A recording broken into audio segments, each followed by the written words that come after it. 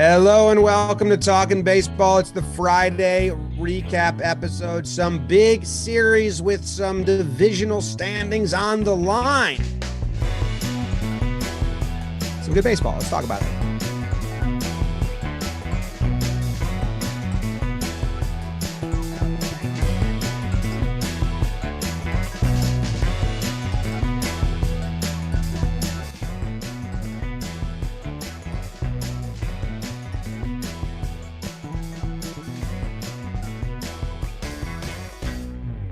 Hello and welcome to Talkin' Baseball, presented to you by SeatGeek. My name is Jimmy. We got Trev in California, Jake in the city of New York, and producer BBD behind the dish.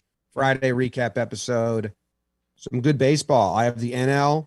Starts off with a bang. Excited to chat about that. Trev, IL, Jake, AL. How's everyone doing? Jake, how are you?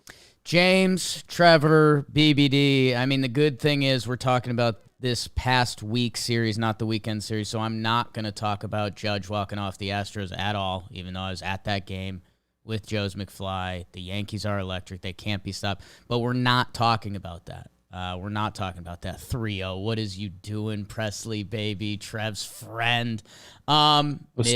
Mid closer. Also my friend. Also your friend. Also mid. But we're not talking about that. What's going on, Houston? Hit me up. I'm good, boys. I'm excited. Some talking baseball people were letting us know about the midweek episode. I think it's going to be a cult favorite. I don't know if it's an all-time show, but I think I got a lot of weird love on that one. But I'm excited to dive into this game and see what's going on. The AL Central's a lot of fun right now. So is the NL. Are we Central elitists now, Trev? I believe so. How do we do in Houston? Are we just shunned from there? Like, not really a big audience down there, huh? I'm big there. No, our audience goes the same as the U.S., so Houston's our fourth biggest. L.A., New York, Chicago, Houston. Something like that. What's up, Houston? How are you? You know I'm an Astros fan. Yeah. I'm an Astros fan, so don't be mad at me. And, I corrected Jake. It wasn't Presley. It was Stanek. 3-0 slide piece right there. What the heck was going on? We're not talking about it. Look, it's Friday, okay? And we know what happens on Friday. We got the simulation. I told Joe's this morning that you're probably going to get naked, Jake. So I promised it. Got to do it. Really? So I'm excited about that. Natural. I do have the IL. Some good things happen there. I'll be giving the Astros some love. But Fridays, there's not a better feeling, man. We got the weekend ahead of us, a bunch of great baseball. It's hot as heck out here in LA. I'll be in my pool all weekend. James, what's up, dog? What up? Yeah, I'm at the beach. I don't think I'm going to enjoy the beach, but I drove down and I'm here. And my neck hurts really bad, like real bad. So if you see me stretching a lot, I don't know what it's from. My neck is killing me. You know, it cures everything, Jim. Weed? Yeah, that and a little salt water. I thought it might be telling us about the NL. It's still June. I think the ocean's I like the cold water, but I think it's pretty cold still here. I won't get to the beach today. I'm working all day today, but tomorrow I should be able to get to the beach. Stop in. We'll see. I got a lot to do. Yeah, a lot of Judge news that we can't talk about, so that's a bummer. Just can't. I also got like a bug bite on my face. You see this? I do see that. We see it. Oh, we see it. You think we don't see that thing? It's like a mosquito bite from last night or something. We're just being really nice about it. What's that meme where the guy's got all the veins in his neck? That's me trying not to ask you about it. Wow, Trev. I thought it was a pimple, and I went to pop it, and then I irritated it. It's not. It's like it was really bad last night. Could be an ant. It was really big last night. It looked awful. This is like great in comparison. No insect baseball teams, huh? Cindy Crawford made a living with something like that, bro. So you're good. Cindy Crawford, Cindy Lauper, big Cindy episode. Cindy Crawford. I mean, let's back in the day, boys. Yeah. For the young kids out there, they don't know. I know you got to go just Google young Cindy Crawford, even old Cindy Crawford. Google that. Even old. You want to get into it? I have the NL. I can lead us off. Bat and lead off, Jimmy O'Brien. And Jim, while you're doing it, if you don't mind, I'm going to wear my Shady Rays. I should probably throw a pair on, hide this thing on my face. Sorry, James. Shady Rays. Trev. Here's the deal. I'm going to go straight forward, and I'm going to go from the heart, just like a best man speech should be delivered. Shady Rays, they are some of the best in the game, if not 1-1 on the board. And even better, the value we're getting, if we're talking drafts, every pair is backed by their lost and broken replacement. Bing bong. You lose them, you break them, they'll send you another pair. These are for life, baby. You look phenomenal in them. And by the way, they're giving you guys a legit deal. Like, sometimes there's a little, hey, let's get you in the door and you might like it and will become part of your life. How about 50% off 2+ pairs of premium polarized shades? 50% off. Summer's here. Jim's at the shore. Trev's in the pool all day. I'm in or on Long Island this weekend. Go to shadyrays.com and use code Talkin for 50% off 2+ pairs of premium polarized shades. Shady Rays. We love them, and you guys have been loving them so much that Shady's like, they're doing a ton of shit with us now. So we love Shady Rays. We love you. Code Talkin, 50% off 2+ pairs of premium polarized. I think Shady Rays, did you hear the latest update, Jake? I don't think it's like official, but Shady Rays is doing some stuff with us. Yep. Awesome. Whoops. Thanks, Shady Rays. I like them. Oh, okay. BBD likes them. Stamp of approval. Sold. Stamp. Did we ever get stamps from the office? Tough. Chris Rose has a pair of Shady Rays, and even he looks good. Like he looks like a badass in his shades. See that pic of him? The way it makes him look so cool. That pic of him and Michelle Rose the other day. I'm not talking about that. Whoa. This is Chris Rose. Jimmy, I feel. I need that. Who did that? I need that NL, Jimmy. I think it was the bug.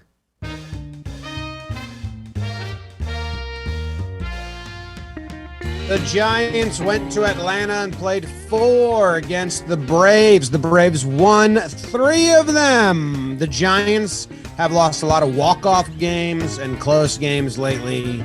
All of their losses are close. The Braves still rolling. The Dodgers got to go to Cincinnati and get their bats hot against the Reds. They sweep them, score 36 runs in the process or something like that. Easy 3 wins for the Dodgers. Speaking of sweeps, the Padres, they have to stay in lockstep with the Dodgers. Can they? Will they? They do. They sweep Jake's D-backs. So the West stays close, putting pressure on each other. I like that. The Cardinals and the Brewers were the big series, the same exact record, tied for first place beforehand, and they leave the series the same exact record, tied for first place. All close games. Split skis in the Central. The Marlins sweep Jake's Rocks, or Kelsey's Rocks, who I think are now faltering at an all-time pace, but I would have to really check, but I think it looks bad. The Marlins are almost 500 ball and playing better and better each day. The Pirates and the Cubs, a tale of 2 teams on the wrong side of the scale, but the Pirates called up all their young guys, and it's fun. The Cubbies called up some of their young guys, and it's not been that fun. The Pirates, I think for the first time in a little bit, have the fans have something to tune in for. It's not winning games, but it's development and young and youth and fun. So good job, Pirates. They took 3 out of 4 from the Cubbies. That's your NL recap.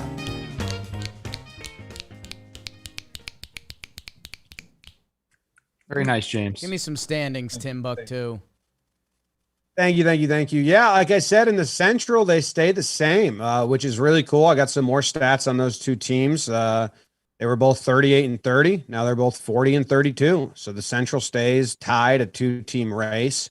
In the National League, the Dodgers, now I believe this is tilted because one of the Dodgers or Padres played yesterday, which wasn't part of the series. But after the series, they stayed the same as well, which was the Padres being half a game back. The Padres must have played last night and lost, or the Dodgers played last night and won because now the Padres are a full game back, but that doesn't have to do with this series. Both those teams sweep, so that's good. Meanwhile, the Giants fall to 5.5 games behind. They were 3. And in the East, the Braves gain a game and a half. They're now 4 behind the Mets, and some fun stats on what the Braves have been doing recently. But I do think we have to start. I know it's in different order of the sheet with the Cardinals and the Brewers, because some of the stats of how even these teams are really cool. And I got these. I'm going to give, I think I tried to put the writer's name, Adam McAlvey. He's like the MLB beat reporter or beat writer for one of them. I'm not sure if it's Cardinals or Brewers, but I was reading his article and he laid out some cool facts. The teams are 6-6. They have played 3 series against each other this season. All 3 of the series were 4-game sets. All 3 of the series were split 2 games apiece. So it's not like the Cardinals won 2 out of 3, then the Brewers won 2 out of 3. No, they haven't left each other with one of them being a victor. They've played 3 4-game sets. They've split them both. Cardinals have out-hit them in those games 91-88, but the Brewers have out-homered them 15-3, which is becoming a problem for the Brew Crew right now.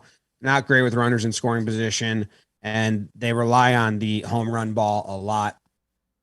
This series was close, though. Every game was kind of close. It was basically if you had a lead before the 7th inning, you won, because both of these teams have really good A bullpens, but not great B bullpens. So I believe it was game 2. The Cardinals came back. I think Hader and Williams weren't available, or they just weren't going to go to them because of the score. And then there was a lot of offense in some of these as well. So I don't know. Just the Centrals is looking like it's going to be a lot of fun. And when they play guns a-blazing and everyone's healthy, which I think is should be the next series, it'll be even better, because I haven't looked at the fan forums, but I'm guessing Cardinals fans are sitting there saying, we didn't even have Matz or Hicks or Yachty or O'Neill. And Brewers fans are saying, well, we didn't have Woodruff or Peralta or Ashby or Gott or Colton Wong. And it's like, well, even on the IL. So that's just even Stevens in the NL Central. I think that I would lean towards Brew Crew being a little bit more banged up. Anytime you have to start Chichi Gonzalez in a series like this, like, it's not great. I love Chichi. He's been around for a long time, but the Cardinals kind of got to throw their guys at the Brew Crew here. Although Flaherty looked kind of off. I watched that game. He's still building up. His velo wasn't there, wasn't around the zone at all. So he doesn't look like the Jack Flaherty we've come to know. But yeah, I mean, this is a great series. You're right. And I hate 4-game sets for this reason. You just laid it out. 3 splits. We don't like that. I kind of like it, dude. I think maybe it's my favorite thing, because keep this going. Like, now that I know this, if they play 2-game sets or nothing, 4-game sets, because the Brewers salvaged it in the last game. And that's a little bit rewarding. Kutch is going off for them. And for the Cardinals, Nolan Gorman, I was reading, he's been tinkering with his leg kick. He went from leg kick to toe tap, and now he's doing a hybrid. First multi-game home run for him. And the Nolans went off for the Cardinals.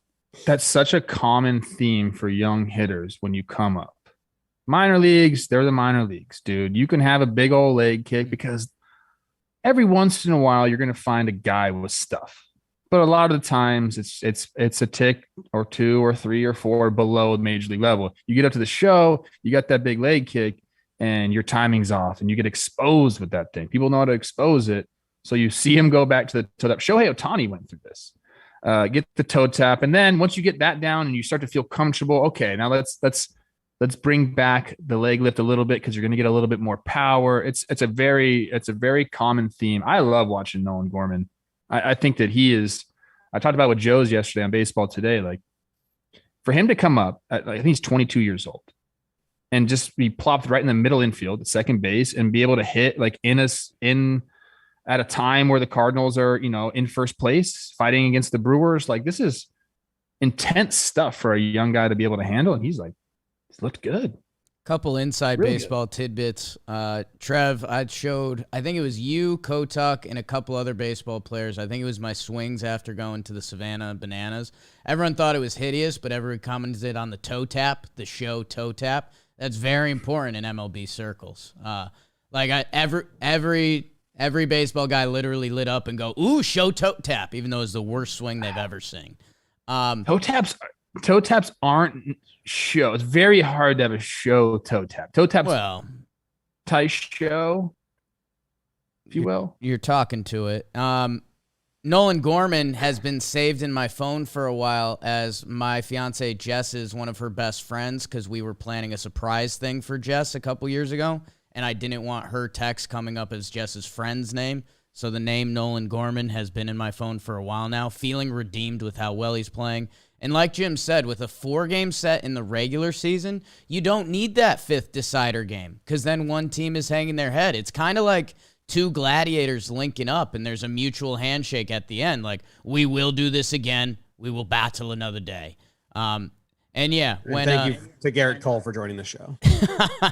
When we, it is, when you play the injury game and you do see Peralta, Woodruff, and Ashby for Milwaukee, that's where, a lot of the people I respect, they're still digging their heels in to Milwaukee because they have those horses to lean on. Milwaukee, bad record against left-handed pitchers this year, 11-13. Something to watch, especially we always talk about them adding the bat. Can they add a big righty bat? For me, this comes down to the deadlines. I think if I had to buy a little stock, I'd go Cardinals because I love their youth with some of the potential guys coming back. But if the Brewers, they make that move that we've been teasing for a year and a half now, so I don't know. But man, we said it a couple weeks ago, NL Central all summer long. I can't get enough of it. I don't know where the Cardinals add. Where did the Cardinals add? A catcher position? It's been a black hole offensively, but you got Yachty there. So he's like, if he's back, he's going to play. So you could dream upon a catcher, like a reliever, right? That's it. Starter, reliever. I don't know. Burnsy in game 1 was pretty necessary with the rest of the staff, like you're saying. And he crushes the Cardinals in his 2 starts against the Cardinals this season. 14 scoreless innings, only 4 hits, 21 strikeouts. He didn't surrender a second hit until the 7th inning. He went up against Miles Michaelis. I always go back and forth on it. It's Michaelis, right? Michaelis, yeah. Who was flossing before the game and popped his crown off his tooth, and it's a gold crown. So he had to call the Brewers like plumbers, just turn off the water and dig it out of the pipes because his gold tooth fell off. And then he had to pitch without it in his mouth, I believe. He's had some tough luck. He's shared the mound with Shane McClanahan twice, Merrill Kelly once, and come up with losses in these games where he's just sharing the mound with other pitchers that are just like having and now Burnsy. So shout out to the toothless wonder. Miles. Who puts gold caps on teeth anymore? Did he do this in the Middle Ages? Like, what's happening here? I don't know. Guy eats lizards. What do you want him to do? Dude, you know what? I've wondered. Like, I watched that video. Like, I had to turn it off. Yeah. I had to turn it off because it was disgusting. Yeah, we don't like that video. I feel like if I did that video right now, people will not be happy with me. No. Like, will be really mad at me. Yes. Yes. All right. Let's there's only one other series here that has 2 teams with playoff hopes, and that's the Braves and the Giants. The Braves take 3 out of 4. I believe I wrote down some stats of what the Braves numbers now are. They've won 18 of their past 21 games. They're playing really well. Michael Harris has been great for them. Yes. But the big thing is Dansby Swanson has been just really good. He had a homer in 3 straight at bats not plate appearances because he got hit by a pitch, but a homer and 3 straight at bats at one point.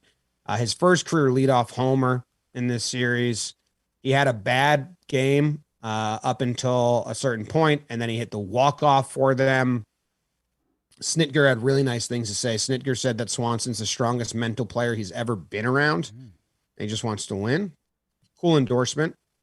And then on the Giants side, their last 4 losses, 3 walk-offs. Jim, I got a little Dansby thing for you. Yeah. I have to give an assist to Petriello. Dansby Swanson is crushing fastballs this year. All 12 of his home runs are off of fastballs. He's hitting 362 off of the fastballs. Trev, I don't know if you have the answer for this. I don't know what you do because breaking balls, he's hitting 202 with no home runs. So I just don't know. Like when at this point, how is the scouting report like get away from the fastball? Like you can't give him one because he is crushing them.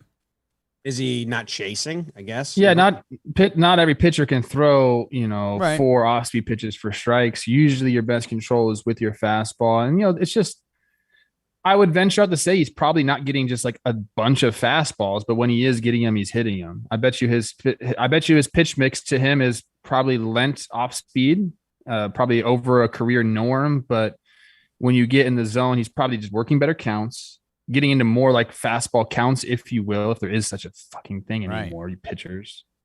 Soft. There's not really Yeah. such a thing anymore. Judge, we're not talking about Judge hitting a 3-0 slider No. last Splitter. night. Next episode. Splitter, whatever the heck it Danik was. went with his like 3rd best pitch on 3-0 to Judge. It's a good thing as a hitter when you're timed up for the fastball. If you're ready, if you went and polled MLB hitters and you said, give me like when you're locked in, what's like your approach? What are you on time for? They would say, I'm on time for the heater, looking to drive it to right center field. If that's for righties. Because if you're on that pitch and you're looking to drive it right center field, kind of like an Aaron Judge type swing, where your bat path just starts way back here and stays through the ball a very long time, you're able to adjust to the off speed because your bat path is doing that. But if you're the other way and you're kind of like sitting on that off speed pitch, like it looked like Hicks kind of was at the beginning of his at bat, that was a great at bat to be able to change. We're not talking about that game. We're not talking about that, We're not Trev. talking about He that. completely It's in my head right now. That's a cool at bat by Hicks. He was sitting off speed so hard, and then you saw him. Whatever. We can't talk about it. Here's some answers for you. Dansby Swanson. He hit breaking balls is his lowest swing percentage, 44%. He swings at off speed the most, which is splitters, change-ups. And he's getting 55% of fastballs right now, like 35% breaking balls. So you might see an adjustment in the second half where they just start filling the zone with breaking balls if they got them. The other thing on the Braves is that they had a comeback win, which is kind of one of the last puzzles for them. They were 2-24 when trailing after 6. Ew. They were 0-26 when trailing after the 8th or the 7th, and they break that in this series and get some late inning pushes and wins. So that is, one more notch in like getting to full strength and really becoming a team of, that can hang and play. You need to be able to have those late inning comebacks. They also had a meeting about being more aggressive on the base paths. And then Ozuna tags up from first on a deep fly ball, also steals a bag. So that seemed to work out too. So the Braves are they're in go mode. And now they're able to add those sprinkles of like, well, now let's work on our base running. Now let's put together a late inning rally because they have like the base and the foundation. What are we feeling about the Giants now? Like obviously losing close games here. They're still right in the thick of it. I see the notes here. This will be the first time the Giants are out of the playoff picture for BBD's Stimulator since May 6th. Is this just a bad little run for them? Like they're going to be there at the end, like at least in the running, in the race for a playoff spot, no doubt. Yeah. I kind of have like a flippant take that I don't want people to get mad at me about. I just don't know how sustainable, like, what they're doing is. They traded for Austin Wins, and he had a career game in their one win. He had 3 hits, 4 RBIs. They traded him from the Phillies for like nothing, or like a reliever. That's not like, that's a team putting Band-Aids on. That's not like an actual winning formula. It's cool. It's a good story, but they need to get their base back. Like I just said, the Braves finally have. I do think the Giants are currently outgunned by the Dodgers and the Padres. That being said, schedule pod, Reds and Tigers coming up. So like, a week from now, don't be shocked if they are back to 3 games out and they're back in the stimulator baseball. And then speaking of the Dodgers and the Padres, they both sweep. The Dodgers, love the Dodgers, blah, blah, blah. There's not that much to say. They played the Reds and they just teed off. They beat the crap out of them. They beat and they got some bats that were hot. I did see that they tinkered with the lineup a little bit. They did not move Muncy out of the 4-hole. He got a home run on a fastball. Unlike Dansby, he isn't hitting fastballs at all this year. So to get a home run off Hunter Green fastball, hopefully that starts opening that up for them. And then I read they tinkered with some other stuff in the lineup. They moved Turner like to lead off. Well, that's with Betts out. And then I think they moved JT out somewhere. I don't know. They moved Taylor to the 5-hole. Yeah, they did. And Belly batted 8th. So they're starting to tinker a little bit, but the Padres also sweep. Clevenger has a nice outing. They think that might lead to like him finally being a guy in the rotation that's going to be around. Bomel was out with COVID, wasn't even able to coach the team. Manny Machado's injured. They win the 3 games without Manny, without Tatis, without their manager. And it's basically starting pitching, defense, and they need a new hero every night offensively. And they're getting it. And they're getting it, yeah. I saw, speaking of the guy, Petriello, I saw a tweet of his. He was talking about batting average balls in plays for some of the pitchers. Tony Gonsolin at the head of that with like a 176 batting average balls in play. He's basically calling for some regression here. So it's going to be interesting to see because Caterday's kind of like been the guy that's really, been the mainstay in that rotation. And he's got a great, I don't want to talk about the upcoming series, but we kind of have to mention Caturday, Spencer Strider, Sunday night baseball. Strider had a bad outing for the Braves, his first in a little bit. Wait, what are they saying about Gonsolin? That he's getting lucky? Well, I mean, batting average balls in play can suggest that 176. Obviously, that's pretty low. But like, if you look at the hard hit percentage, he's in the 94th percentile. Like, he just doesn't give hard hits, so you can kind of skew the numbers there a little bit. I think BABIP alone isn't a stat for me. Like, you have to combine it with, especially on the pitcher side of thing, because you want it to inducing weak contact is the number 1 skill or number 1 and 2 skill. Swing and miss, weak contact. So, I mean, he is middle of the pack in average exit velo. It's 54 percentile there. Okay. All right. But look, I just wanted to mention that upcoming matchup is something to look out for if you're a baseball fan. Anything on Dodgers Padres, Jake? Every episode, except the one time they didn't do well, but every episode the Padres do their thing. And yeah, I just, my NL West is I do have those 2 teams just ahead of the Giants unless they find it or make kind of a splash. And I think the Padres are going to make a splash. So I don't know. Where's Tatis? Where are you, bro? No, he's healing. No, he's not healing. He needs healing. He needs the Miyagi-san or something. Whatever. Like, just save it for after man. the All-Star break, and you're good. Miami swept the Rockies. Cooper's been hitting well. He likes the DH spot. He's like talking about how much he doesn't want to play the field, kind of. Braxton Garrett had like a really, really nice outing on the bump for them. 10 swing and misses on a slider. And John Birdie has stolen 21 bases in a row. Colorado Rockies had some pretty bad defensive plays, and I don't know. They seem like they're not great anymore. So there we go. That's everything. Pirates are fun. I guess that's the last thing. They're calling up their rookies. And they're having a lot of fun. I mean, they also got that kid. What's his name is Bly Madris. Yeah. He's also having a fun start. Fake O'Neal name. Cruz doing things. Don't slide head first into home plate, please. I actually had a fun discussion about that on baseball today. I think the catchers are taking advantage of that rule where they know they can't get hit. They're supposed to give up a path to the home plate, but they give up this much. I don't like it. I think there needs to be a change there. Maybe half the plate you have to give up because it's incentivizing a head first slide. And that's how you get the runner hurt. So if you're going to protect the catcher, you got to protect the runner as well. Yeah, Gleyber Torres needed Tommy John because he did like that hook slide, and so did another Yankee player.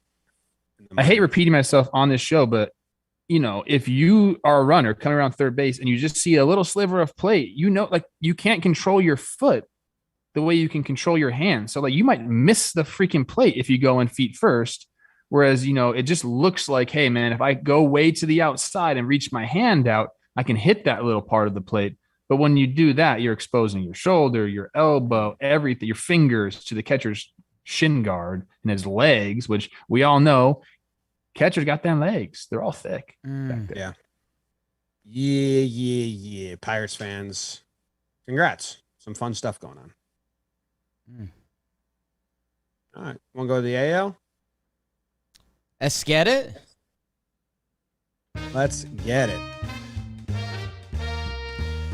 In the American League, if you don't mind, I will start with Trevor Plouffe's Twins versus Chris Rose's Guardians.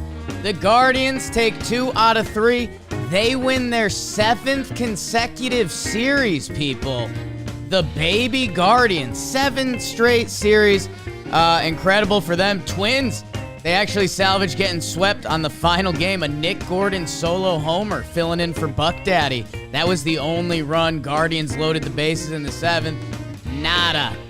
So good for the Twins to salvage. Guardians, 7 straight series, people. Take notice. Speaking of taking notice, you've already done it with the New York Yankees. They take 2 out of 3 from the Rays in the Trop. Garrett Cole with a special night. Rays battled back in that one. Clay Holmes gives up his first earned run, but it doesn't matter. Aaron Hicks, clutch. But we're not talking about last night. Rays won the middle. Isaac Paredes, people, a 3-homer game.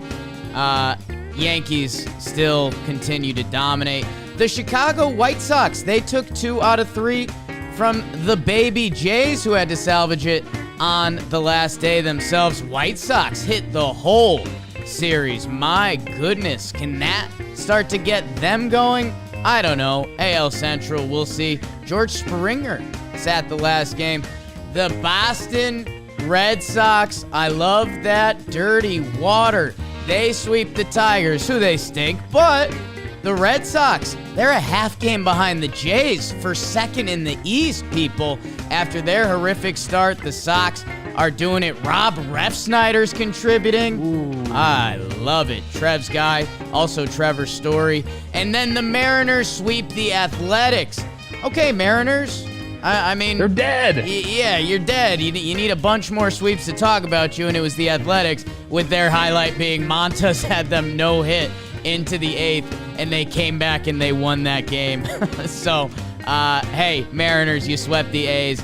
Congratulations. And then, oh my God, Angels-Royals. Ohtani puts on 2 master classes, one on offense, one on the pitching side. They win his pitching game. They lost his 8 RBI game. They lost 2 to the Royals in Anaheim. Angels, what are you doing? They send Detmers down. Jimmy Hergé, our friend, gets hurt. That's what happened in the AL, except I should have mentioned Joe's McFly won the 50-50 raffle in Tampa, so it's the year of Joe's McFly, and that's what happened in the American League.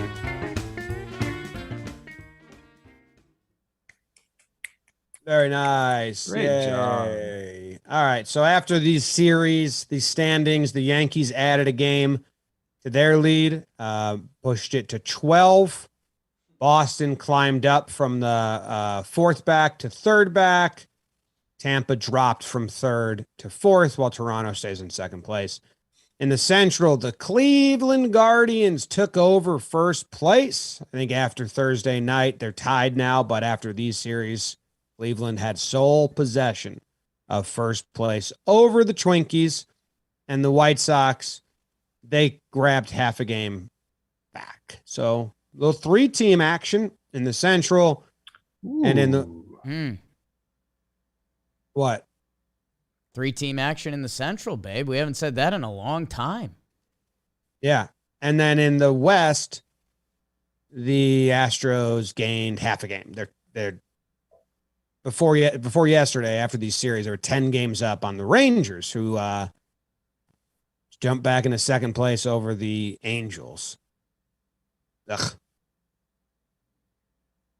Where are we dropping, boys? I mean, not much in the AL with the Astros and the Yankees just like crushing their divisions. Well, and that's why I actually wanted to go to Trev's AL Central. The Central elitist. The Guardians, 7 straight series. That's what I'm about, baby. You win series, you're going to be good. My guy, Big Fran Meal, comes back. He hit a homer in the first game. His numbers on the year are still atrocious. But I told you, lads, I'm drinking the baby Guardians Kool-Aid's youngest team in baseball. Youngest team in AAA as well. See that? Look at that. We're young, baby. The youth. Trevor. Your favorite front office. Okay. And then, yeah, I mean, they could have got out of there with the sweep. They had the bases loaded in the 7th of the final game. They can't push one across. Nick Gordon with the home run as he was replacing for Buck Daddy. But I love it. I mean, the AL Central is a story for me because I think the White Sox are going to go at some point. I'm in on the baby Guardians now, and the Twins are kind of the hodgepodge in between that is going to give you a series every time at least. So I can't believe we're saying it. I think we're going to have a fun AL Central this year. I'm excited about it. There's something weird going on here. The Guardians have played 6 less games than the Twins. That's just too many. I don't know is that rainouts? Is that scheduling? Either way, I don't like it. Okay. But the Guardians are here, and I came across this as I was doing some research for baseball today. Jake, you always mention you don't like the front office. You don't like the way they manage their team. Okay, as soon as somebody gets hot, they trade them and see you later. All that stuff. Well, the Guardians that you love so much, they're all from trades, bro. Minus like the starting pitching, which is they do well there. Right. Okay. You go back, Trevor Bauer trade, Franmil Reyes comes over, Corey Kluber trade, Clase comes over. And then the big one for this roster in particular is the Clevenger trade. Listen to all these people they got for Clevenger. They got Austin Hedges, who's their starting catcher. They got Josh Naylor, who's like him and Jay Ram are the heart and soul of that team right now. Owen Miller, Cal Quantrill, all in one trade, plus 2 other guys. So they have constructed this roster via trade, basically. And it's popping right now. I think they're a fun watch. They're like a different brand of baseball than we've seen, as of late in Major League Baseball. I like watching them. I don't know how sustainable it is. Although, I mean, they're doing it right now. I don't know how sustainable it is. I'm still on the White Sox train. Someone needs to push me off that train. Push me off the freaking train because I can't quit it. And I think I'm wrong. I really think I might be wrong. Wow. I think you'd be surprised how many of the playoff teams are constructed via trade. Yes. I think the Twins are all trade as well. Technically, the Yankees are all trade besides Judge and DJ, and they're starting. I think because it's how they first came to the team. I think, and I think the Dodgers are the same. So might go under. Might be like people like it makes sense, but they don't fully realize it. Like, oh, you need to make trades. Go to I try to tell people roster resource on Fangraphs. It's very aesthetically pleasing the way it's laid out, but it'll show you their original signing info. So and it is cool because you look at their starting pitching staff and Bieber, Savali, McKenzie, Plesac all being from Cleveland. That's actually kind of badass, That is. It's really cool. I mean, develop pitching, and then you can trade for bats. And other places, they got to trade for both because it's hard to develop pitching. 3 of their starting pitchers from the 2016 draft. That scout is just, he is tasting himself right now. Matt Blake. Trev, anything with your Twinkies? I don't know, man. Every time I watch him, like Sonny Gray was out there in this series, and he looks okay. Like Rocco took him out there. I think he only pitched 4 innings, 5 innings, something there. I think it was 4 innings. So he had to cover that many innings with the bullpen. A lot of people were mad about that move. I still think you need him and Joe Ryan to be at the head of your staff, and then you kind of see what happens. I don't know, man. Like I can't get on it. I can't get on it. And I wish I could, because I am going out to Minnesota in August, and I think I'm going to hear it from some people out there, but I got to be impartial here. I just don't see it lasting towards the end of the year. Like they got to make some moves. I don't know if they're willing to make moves. We talked about the front office and like, hey, like they don't have, how much time do they got left? You know, like, so maybe they have to do it. Carlos Correa, great signing. That got everyone juiced up. You know, C. Rose thinks they still might trade this dude. I don't think that's going to happen. That is going to be an interesting thing for the Twins. Like, you have a decision to make. Like, if you are going to keep Carlos Correa, knowing that he has the opt-out, then you have to go make moves and you have to bolster your roster. If you think you ain't going to get it done, and you think like you have to believe that you're a World Series team to keep Carlos Correa, because if you think you're just in the playoffs and you'll see what happens, like you're not going to beat the Astros or the Yankees as currently constructed. So you better go make some banger moves. I'm talking about 1-2 starting pitchers and a bat. Like a lot of stuff has to happen. And the problem is, I think there's going to be a lot of teams in on these guys. The Dodgers need starting pitching.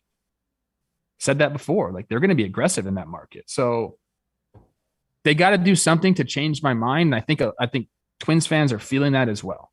Like, we're holding on here, but we need reinforcements. We need the French to come bail us out, right, James?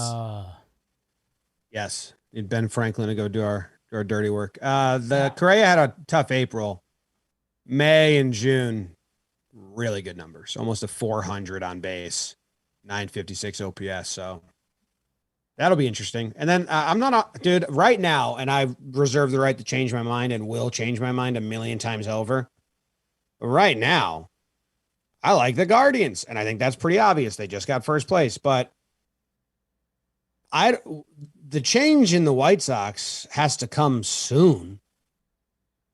Like a whole different vibe, I feel. Yeah. And then for the Twins, it does feel like they're surviving and surviving until if the rotation ever like really goes together and takes off. But until that happens, you're going to get some good at bats, and then you're going to get a lot of homer bust guys with Gary and Gio and some of the other guys. And Trev, that's where you're right. You kind of said this. If you're the Twins, the only thing you can't do is be quiet at the deadline. And that's where my Cleveland front office will be really put to the test, because we know the White Sox are in it. We'll see what the Twins are up to. I mean, if you're going to have Correa, kind of like you're saying, like, go put more chips on the table. You already have chips on the table. Let's go. Pot committed is a term that we use in poker. Oh, I love when poker Trev comes out. That's my guy. And the White Sox, hey, you win 2 out of 3 against a good Blue Jays thing. We could say it every episode for the last 5 episodes. What's going to get them going? They have Baltimore and the Angels coming up, their next 6 games. So can you get a little warm? Let's get north of 500, kids, because that'll really change the tone. But yeah, I mean, Fangraphs, roster resource, double ad today from me. When you look at the White Sox and their roster resource right now, like, this ain't the White Sox team you thought it was going to be, man. I mean, no shots fired at Jake Berger and Josh Harrison and Gavin Sheets. Some of those guys were going to be involved, but right now they're half of your lineup. So I don't know. They win a nice series and build off of it, get above 500 so Trevor doesn't have to get pushed off the train. If I told White Sox fans before the year that Kopech was going to have the year that he's having, that Dylan Cease was going to have the year that he's having, that Andrew Vaughn was going to step up and be a banger, 875 OPS, you'd be really happy and think we're going to be in first place. But Lance Lynn, hasn't made a ton of starts, and when he has started, it hasn't been great. Giolito has had some really bad outings as of late. I think 2 of his last 3 outings, he's given up 7 runs and then 8 earned runs. So he needs to come back into form. Now, you think over a season that things are going to average each other out, so we're going to see some flashes of brilliance from both of those guys, and maybe that helps with a run here. But you're right. I mean, everyone has to deal with injuries. The Sox really haven't played as a complete team yet, so we'll see if they can ever do that. Twins obviously deal with that with Buxton and Ryan and Gray, but like every team has to deal with that. I think there is a path for the White Sox to figure things out, but the later it goes on the season, obviously the harder it gets to do that. So you're talking so much about the White Sox. They played the Blue Jays, who they won. The White Sox won the series. Blue Jays lost 2-3. And Barrios with another tough start for the Jays. He's having a roller coaster of a season. There was an ejection before the game even started in that one. That was cool. Yeah. I don't know. I didn't see this. Anything on the Blue Jays, Jake? What happened there? Yeah, I want to finish off some stuff on the White Sox while we're talking about it, then I'll jump over the Jays. Andrew Vaughn, who Trev mentioned, he's been firmly placed into the 2-hole. And in this month, since he's been in the 2-hole. Say that again? Okay. In this month, since he's been in the 2-hole, he's hitting .379, .427 on base. And that's almost, sneaking up on 100 plate appearances now. So that's a tangible change there. The Blue Jays, I mean, hey, let's be honest. The middle game of this series goes 12 innings. Cease versus Gossman. There's some strikeout kings for you. And then our guy Louis Rubber, he hits the game-tying single in the 9th. Blue Jays bullpen, hello. What's going on back there? And then they do the back and forth in the 10th and 11th with the ghost runner. That game goes either way, and I guess that's where I'm not uberly passionate about this series is that, a 12-inning game with ghost runners, another bloop goes one way or the other, and we're saying, hey, good job the Blue Jays. They beat the White Sox. Or instead, we're saying White Sox, they got a nice series win. But I don't know. Both these teams feel like they need a little shot of life, right? What's going on in the chat? They're mentioning Doug Eddings, one of the umpires, was just historically bad, 64%, something like that. Yeah. I didn't see first, that. the one thing that is getting, he was bad. I saw it. I'm making a breakdown on it. I think they've changed the strike zone, and scorecards is not accurate. When this happened with Angel Martinez, Joe West said that he scored a 98% per the league based on their system, and they have a very advanced system where these umpires get graded on. So I don't know. I'm kind of I need to mute the ump scorecards. I think that we've accepted the ump scorecards, which is just like a third party. It'd be like if we were doing it. But he was calling every ball off the plate. He was very consistent. It was a ball off the plate both ways, which is what Theo Epstein said he would change about baseball, is he would make the strike zone wider again. And part of me thinks that some umpires are starting to do that, and then maybe even MLB is allowing it or telling them. But the umps decreasing height and increasing the width, or yes. And the umps have come out and said that the ump scorecards report is not the same as what they get judged on when they get their report cards. And we as baseball fans have now made the ump scorecards Twitter account the Bible, and I just don't think it's a good way to go about it. We're just everyone's getting so heated. But he was calling a ball off the plate a strike, and the White Sox took advantage of it, and the Blue Jays did not. Cease and the relievers for the White Sox, every pitch to Kirk and to Vladdy was just a ball off the plate, strike every time. Yeah, I mean, that is your job to identify that. I mean, going in that you have scouting reports on the umpires because of, software and stuff. From my knowledge, at least when I played, umpires in their zone ratings, whatever they use, they get 2 inches off the plate, and it's still considered a good call. So it's flawed everywhere we go, man. My thing is, go over in the overhead view and you can see the plate. If that ball ain't on the plate, it's the ball. That's how I feel about it. I don't know how we can get to that point where hey, bro, that was a ball. I wish there were still some challenges to come, but that's never going to happen. I don't know where we're going to go with this. I don't think robot umpires are the answer. I know you're saying, James, we can't just take, a third party random Twitter account as the Bible either. I wish we could, but it's very clear that they are getting judged on a different, you know what I mean? If the umps came out and said, yeah, that is the same system. Whatever the ump system is that they use should be public. But it's very clear that that ump scorecard is different than what the umpires get judged Okay. on, because I didn't mean to it. take us on a tangent. That was kind of off. And I mean, That's good. That's interesting. That was a topic this week. Trev, I think if you don't like a ball off the plate getting called, it might be a tough couple years of baseball for you, because it does seem like it's moving that way. And by the way, we live in an internet world where a clickbait headline of Doug Eddings misses 30 pitches, that'll get you a lot of clicks. So that was one of the popular articulos. And Jim, you wanted the little Barrios. Don't look at that baseball savant. Holy smokes. Looking like a big old lemonade filled with ice cubes, blue ice cubes. And his four-seamers up and his sinkers down, which feels like the opposite of baseball. But, I mean, some of his expected slugging is bottom 2% of the league. Jose Barrios. Trev, that's your point. I haven't watched all his starts, but knowing him as a pitcher, like, there are times where he's just kind of dancing around the zone and getting behind in counts, and he's got to come with it. It seems like that's probably what's happening here. And I've always said this about him.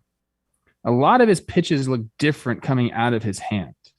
Like, he's not one of those guys that's like, shit, he's tunneling everything, and like, it's hard for me to make a decision. Like, his pitches kind of look different coming out of his hand. That makes it easier for hitters to say, don't want that.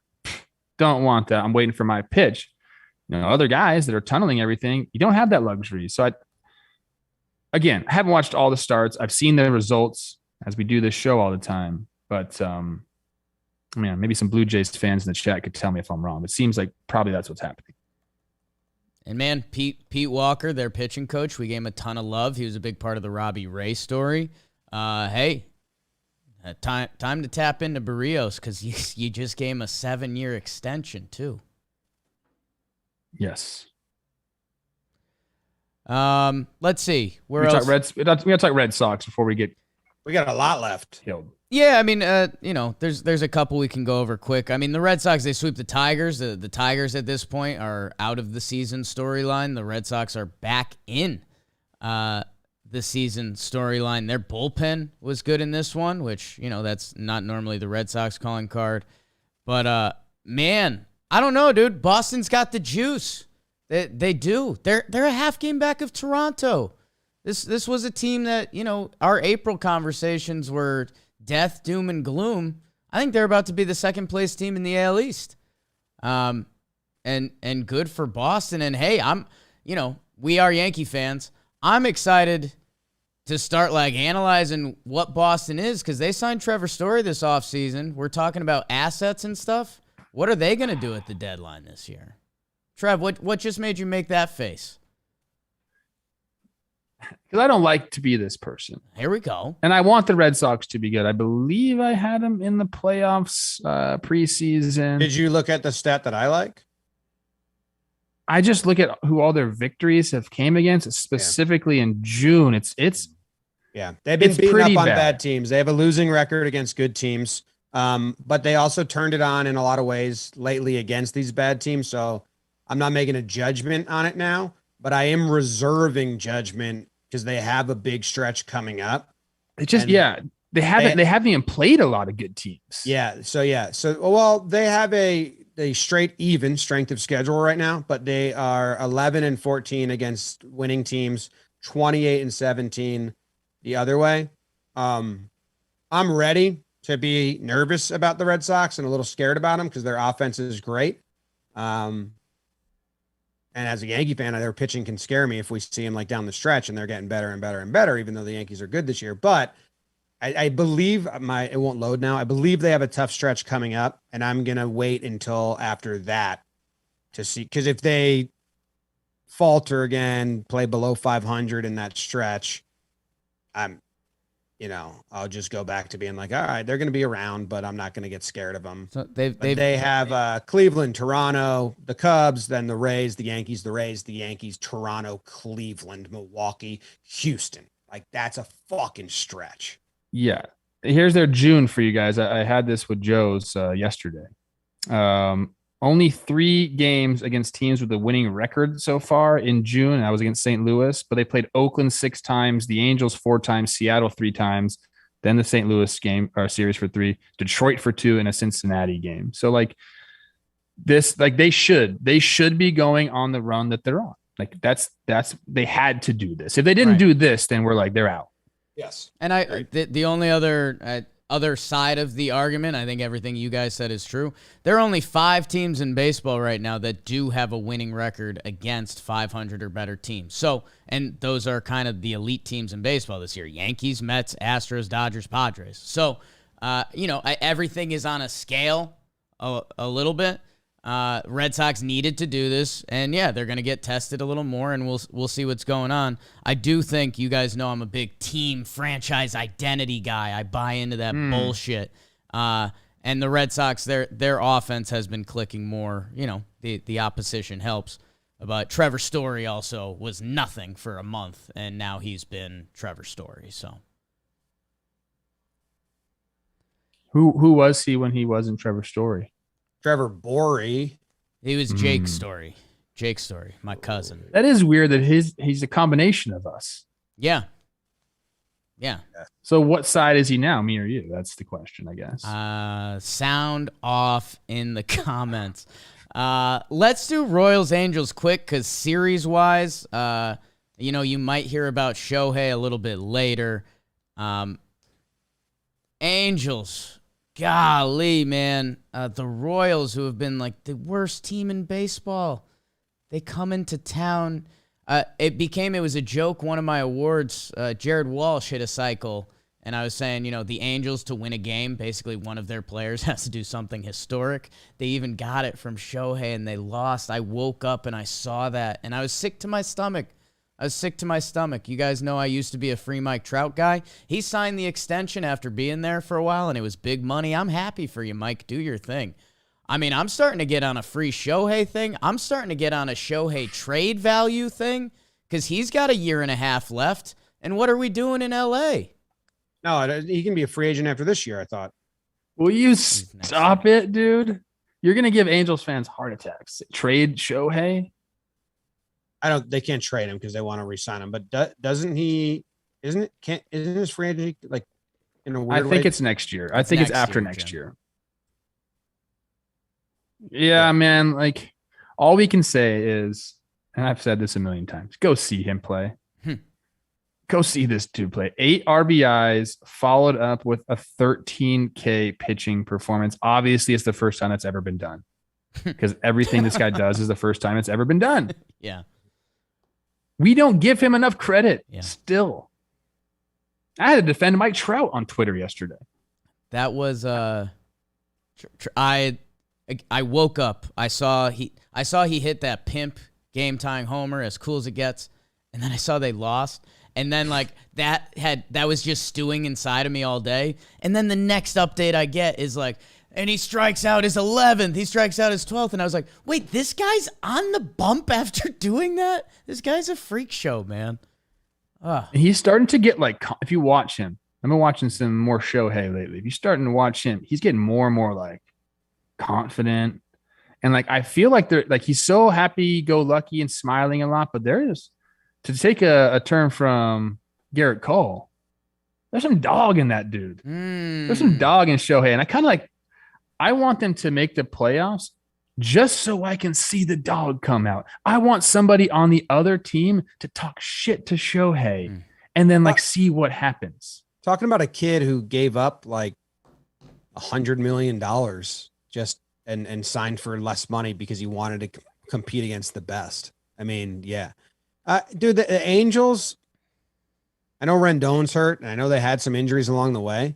The starters have been, for the Angels, fine. They have like 4 of their 5 are above average according to ERA plus. Lorenzen's right around average. Their ERAs aren't bad.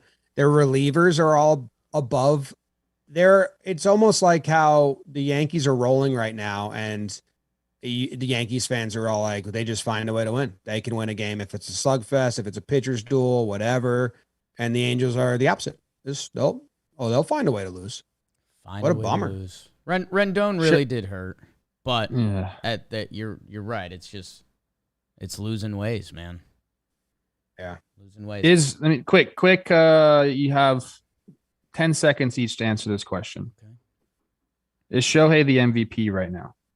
1 hour. No, Aaron Judge's.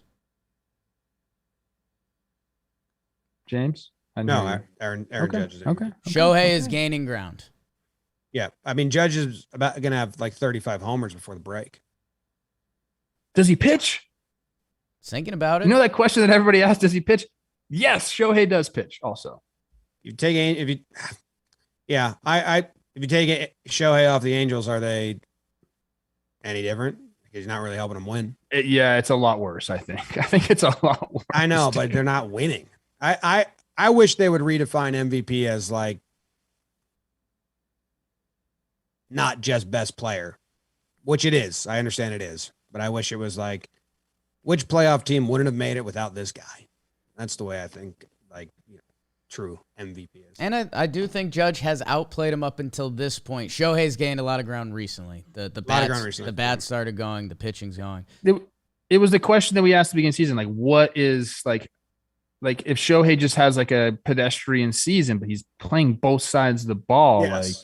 I mean he could get there pretty easily because Judge is just one side, but Judge is crazy right now, and it'll taper at some point. He's not going to hit 60 home runs. The Mariners sweep the A's, and too little, too late for me, and we're not even late in the season. Yeah, you gotta Guardians us. You gotta win 7 series in a row, and then we'll start talking about you.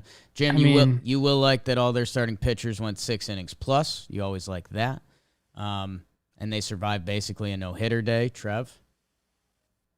I pronounced them dead. They've won 3 in a row, so it's tough.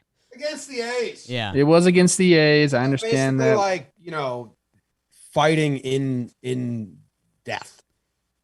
JP Crawford's on their team. That took place in Deathland. Hey, maybe they need that, though. That was the whole Mariners thing last year. Remember? They were getting backed off the cliff, and they just kept fighting as a swordman forever. Yeah. So maybe Trevor doing that is exactly what they needed. My intention was not like reverse psychology. I legit said you're dead to the thing. My question to you is, oh my God, are you Chris Rose? Or for the now? chat. I got a question for the chat. You're Chris Rose. Because Winker went with like the old school, almost like the Bryce Harper tight pants with the stirrup look. Is that new? Because if it is new, he's got to keep it because he kind of had a big series. He did the GoPro thing. I want to know if that's going to make a difference. Let us know, chat. Winker's also the best. JP Crawford, Cindy Crawford. Winker's the best. I can't wait for him to sign with the Mets. And then our Yanks, we've talked about them a lot throughout. They win another series against the Rays. It's go listen to Talkin Yanks. And just like Jim said, they win it in every ways. The game they lost, Isaac Paredes has a 3-homer night. Good for you, kid. Good for you.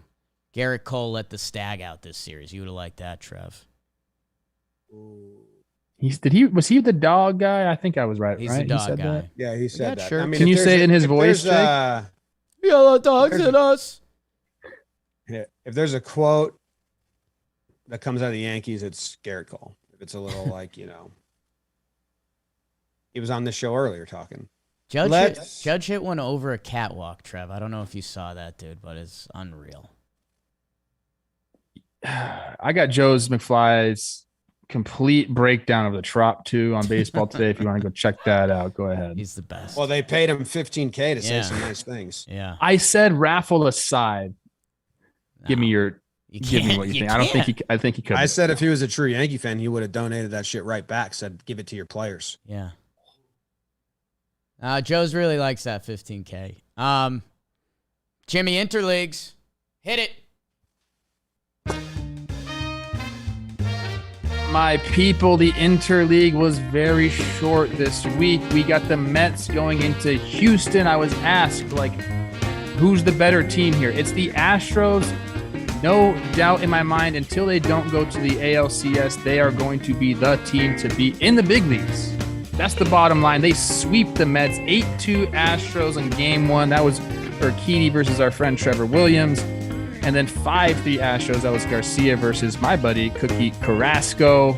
Altuve had a go-ahead home run in the third of game one, just like a little low liner into the Crawford box. There was a bunch of other home runs there. I want to talk to you guys about the Jose Siri one. Dusty didn't like it. Game two, kind of more of the same thing. Alvarez just goes up top a couple times. They get enough starting pitching, and they sweep the series from the Mets. This was kind of cool. Moving on down to Dallas, Texas, if you will. Phillies go in. The Rangers sweep. Not very good for the Phillies. 7-0 Rangers and then 4-2 Rangers. Obviously, the Phillies offense went a little cold right there. Martin Perez continues to do it for the Rangers. What are they going to do with this guy? 6 shutout innings with 6 Ks. He lowered his ERA to 1.96. My goodness. In game two, got to talk about Backyard Brad. He had a 2-run single in the second. Cole Calhoun did some fun things out there, but the Rangers get the sweep. They win the 2 games. And then finally, the Nationals at Orioles. My goodness, 2-gamer. We don't like that. And they split it. We really don't like that. 3-0 Nationals in game one. Then the Orioles came back 7-zip in game two, so they split it. Some cool things happen. We'll kind of get into it. I guess the big thing is Hayes hit for the cycle by the 6th inning. And my friends, that is what happened in the Interleague series. I'm snapping for myself. That was easy. Nice, man. Nice, man. Nice. Yeah, that was like, I don't know. Someone asked me about like Mets, Astros, like who's like got a better chance to go to the World Series. Like the Astros, dude. The Astros, even you guys, you're Yankee fans. Like the Astros are the team to beat in the big leagues. Like until that doesn't happen anymore. And they showed it here. Sweeping the Mets in a 2-gamer. And I know the Mets didn't exactly have their horses on the mound. The Cookie's been pretty good, but you know, not their best lineup, I guess, or best roster, I guess you'd say. But the Astros just do it the way they like to do it. I mean, Altuve has to go ahead home run in the third. Then Jordan in the same inning, just 2-run shot. And then Tucker, who gets robbed by Nimmo on a ball to center field. He's like, fuck that, dude. Like, I need to get a hit. So it comes up again, gets the revenge, 3-run double, puts them ahead. Alonso and Escobar have solo shots, but not enough, obviously. And then this is where the Jose Siri thing came in. He hits an absolute bomb onto the train tracks, stares at it a little bit, and Dusty Baker, after the game, not happy with it. So I'm kind of curious to get your guys' take on it. I have a take. Sure. Are we letting the kids play, or what are we doing here? You let them play, but you can also not like it. I mean, it's 7-2 game in the 8th inning with like a back end reliever in. So for me, it just comes off as kind of like lame. Hicks hits the home run to tie the game in the 8th inning or 9th inning, like jaws of like a defeat, and then ties the game on a 2-strike pitch. Absolutely. Pimp the fuck out of that. That's emotions taking over. This is, but I'm not going to, I don't like, he can do it. People can play the game in their own way, but then also people can not like it. So I don't think it needs to be policed. Like, you don't need to throw at him. You don't need to sit him down and talk to him. You don't need to do anything. Although Maldonado, his own catcher, I think said something to him, but I think it comes off as not swagged out. Like I have the opposite reaction to it than like, oh, wow, what a badass. I think like, oh, what a loser. Like you needed to like showboat a 7-2 home run in the 8th inning. He's also hitting 185. Also, it's more swaggy to just hit that and run around the bases like, ho hum, we're kicking your ass and I did it again, in my opinion. And that's like how my brain works. I am not hot on this. I'm not going to like debate it or anything. And I don't care if like I value the other side as well, where you say just enjoy it and have fun. But that is how my brain works. Is I don't think that is badass or you know, like cool. I watch that and I go, dude, come on. Jake, I want to hear your take on it.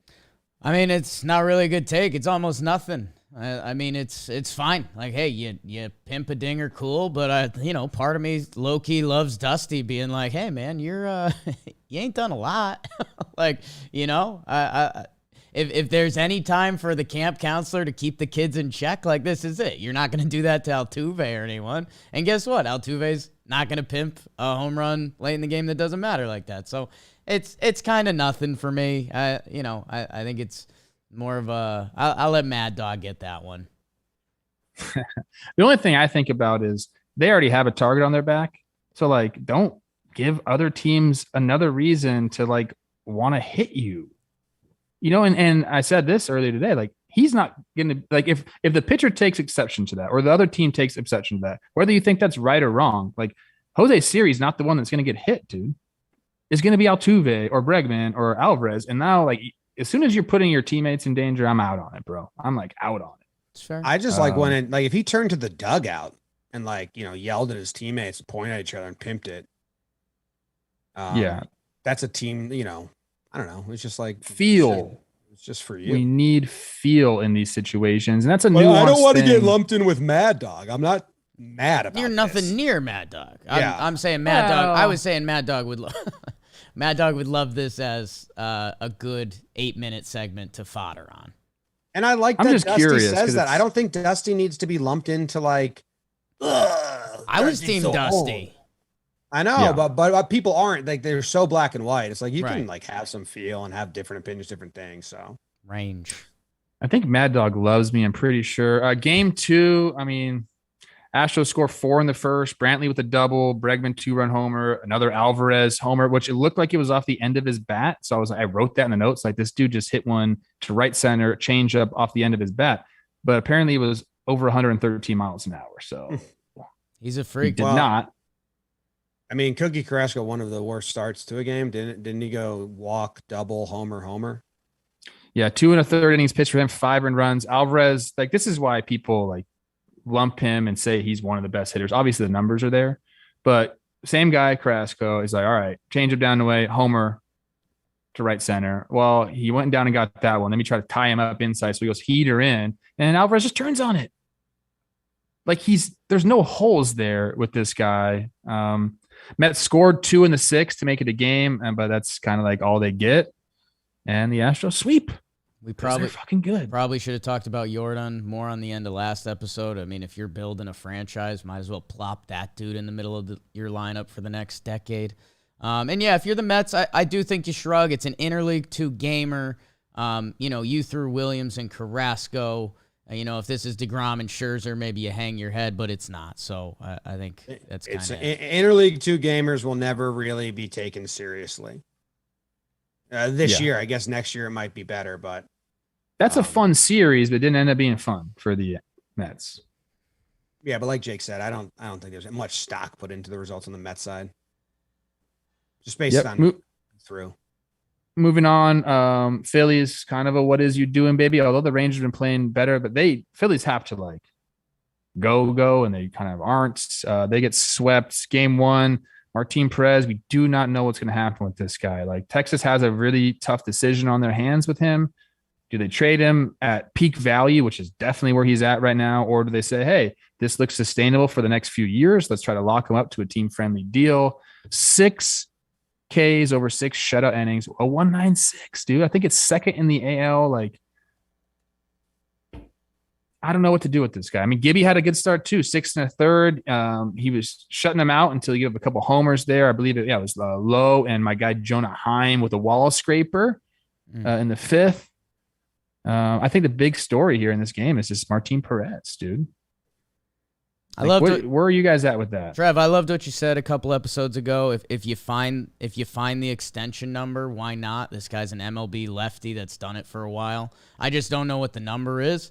And even if he's this Martin Perez, you got a deal. If he's your 5th starter the next couple years and he throws 150 innings, you need to pay for that anyway. So would love if they do that. If not, you sell him at this value and you fight another day. You guys are on the trade Martin? Extend or trade.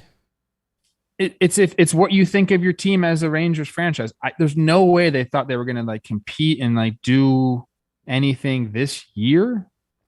But they've kind of like made a little run here. I just think that you either extend him or trade him, and you can't stand pat and just have him pitch out the year. I think that's pretty obvious. That was what you said when I presented him as a trade option. You said that you do that so you have a chance to sign him in the offseason and keep him. Well, I'm saying if that's your goal, if you're like, we want to sign this guy, then sure, you can keep him, but you better be like trying to figure it out now. You can't like let him go to the off season. Like you got to do it before the season is done. Like when you still can be the only people talking to him, because if he gets out there in the open market, like I think he'll probably price himself out of what the Rangers could get him now. Like I think they should try now if that's in their head. Like let's keep this guy. We know him, obviously been with the organization before. Like we think he's figured something out. Sure, go try to extend him. But I mean, if I'm them, I trade. I'm trading. That's nice. Seems like the right move. Throw him a little 3 for $30 and see what happens. Come on. Yeah, and the starting pitching for the Rangers was kind of the story of this series. I mean, Gray goes 5 2/3 with only 2 earned runs. Backyard Brad, sorry about it, 2-run single in the second. Now he's not an all-star like I thought he would be, but it's good to see Backyard Brad doing some things. I wrote here in my notes, talking Jake, I mean Kyle Schwarber, 2-run shot to center in the third to tie it. You do look like Kyle Schwarber. Okay. Your movements are so Schwarberish. I love it. He can dance. You can dance. Yep. A lot of similarities there. Cole Calhoun kind of had himself a day. He had a go-ahead RBI single in the third, and this was weird. It was like a drawn-in infield that was shifted too. So like they left shortstop basically completely open as they were in, and he just hit it like a chopper right there. And then an RBI single in the fifth. Rangers sweep. Willie Calhoun, my dude, who was just in my Talking Baseball pregame IG Live, gets traded to the Giants. Like that. They designated him for assignment early in the year. He passed through waivers, so he's just in AAA. It's a kind of a reclamation project for the Giants, but he'll probably be hitting meaningful home runs for the Giants by the end of the year because that's what they do. For Philly, I mean, yeah. I know you say don't take too much stock into 2-game interleague series, but they got to win all the games they can, and 2 runs in 2 games, not very good. No. Cool. And then, yeah, we got Nationals at Orioles. Each team got blanked once in this series. 3-0 Nationals. It all happened really fast. It was Cruz RBI double, and then Lane Thomas had 2 hits with a homer. I think there was an RBI ground out. So like that happened. They win 3-0, and then in the second game, the Orioles take it 7-0, and that was when Austin Hayes hits for the cycle, and he finished the cycle by the 6th inning. Like no drama there, dude. And I think he could have had third base. I don't know if you guys saw that. Could have had third base, but he's like, fuck that throw. He held up for the double. Oh yeah. Calf got tight. Tight. Ooh, bad step on the base at first. I had to slow it down. Locked I don't fault anybody for that, by the way. Especially in a Nats-O's game. Yeah. So Nats-O's, is that a freeway series? What do they call that? Yeah. Beltway. Hold on. I just got a text from Cole Tucker. Let me see. Whoa. Beltway series. Trev, while you get that text from Cole Tucker, let's move on to the second half of the show. Brought to us by Muggsy. Jimmy is a Muggsy guy. He was a Muggsy guy before Muggsy was with us. That's a true story. Their guys literally dug into their system and was like, does this John Boy really like Muggsy? They had $500 of orders. Oh, sorry, Moat bankroll on Muggsy jeans because Jimmy said, these are my jeans. This is what Poppy wears. Muggsy, now I'm wearing them. Is that what he said? I've got this. He said a lot of different James, things. can you say that right now? So this is what Poppy wears. Yeah, clip that. I've got the black denim. I wear those. Those are kind of my sexy. I wore those out with Trev pants. These are versatile, comfortable jeans. Muggsy has kind of changed the game. There's room for your testicles. And if you go to Muggsy.com and use code BASEBALL, you get 10% off these bad boys. And you might change your life. They might be your only jeans the rest of the way. You can be like John Boy. You can kind of be like Jake. Sucks. Go to Muggsy.com, use code BASEBALL, and get 10% off your entire order. James, I got to clear something up with you, bro. Yeah. This morning, you called in to the Ant portion of baseball today. You asked me who the second hardest throw from an infielder was. Mm-hmm. And I said, I don't know, but Isaac Paredes is the third. That's not right. It was Ezekiel Duran with a 93.3. Bobby Witt Jr. is in between him and O'Neal Cruz. Did you just look that up? As I was going through the wrap of the Rangers game, they mentioned that. Sock me sideways. Who's your standout, Jim? I have 2 listed, and I claimed 2 from you guys, and then I was gonna see what got talked about more. Neither of these guys nor their series got talked about, so they didn't knock. I'll go Isak Paredes. In the one game, stand out, do a 1-game performance, 3 for 3 with 3 homers, 4 RBIs hit by pitch. I mean, I think he homered the next game as well. And the first game, he broke up Cole's no-hitter. So he was the Rays offense for 3 games. But that 1 game, 3 homers off of Nestor Cortez Jr., who is the ERA leader, or top 2 at least, in the AL. Very impressive. Just all over balls. He's got like a Jake body type in a way, kind of like a Eduardo Escobar body type, like, short, dense. Just like you notice there's extra meat. Yeah. I got the snowflakes on my screen again. Me too. Me 3. It looks cool. It looks bedazzled. It's kind of nice. Like, I don't know if the audience can see that, but it's nice. So yeah, Isak Paredes. And hey, Isak sounds a lot like how. This sounds dumb. Okay. Isak sounds a lot like how, if someone moved. This might be very ignorant. I'll say it. Like my Domino's employees from Bangladesh called me Yimmy. And if you were to go to Bangladesh and see other people named Yimmy, and that's how it was like pronounced, I'd be like, oh my God, I thought you were just doing it in a different voice because you have a different language. Like Isak. Is that like all the Isaacs in Spanish speaking countries go by Isak? That's my question, I guess. Yeah. I haven't heard of an Isaac with the Spanish vernacular. It reminds me of Aesop's Fables. Yeah. When I hear that. And also Bangladesh. Nice call there. We had a Bangladesh pro hockey player, didn't we? I don't think so. That's what Oli says he is, just so you know. Go watch the warehouse games and GeoGuessr. Double ad. Isak. It would be cool. The Rays, we'll see if he can be a revival project for him. He was kind of a big time prospect. Maybe that gets him going. My guy did get mentioned when we were doing the series recap. His name is Shohei Ohtani. And Jim, like you said, I got 2 options too, because he had an 8 RBI day and a loss. So I will pass on that, and I'll go with his 8 shut piece with 13 strikeouts. Sure, it's the Royals. And, Witt's been playing a little better. I meant Whit Merrifield. Bobby Witt Jr. has been playing real well. Witt, the Witt City. No, man, the best way I can describe it, Trev, you said, we talk about how nobody's ever done it. And I told my story, like, I was sitting there sad all day. Like, I was like, an 8 RBI day against the Royals, and they blew that. He hit this awesome game-tying homer. He wakes up the next day, and what does he do? I'm pitching. Like, that's just never happened. It's never happened in the history of baseball. I love me some Shohei. Start dreaming up your team's packages that you're going to offer the Angels, and maybe tag Angels fans. I'm sure they would like that. I'm going to go with a young gun, a Bobby Witt Jr., 3 for 5, 2 homers, a double, 4 ribbies, and an intentional walk.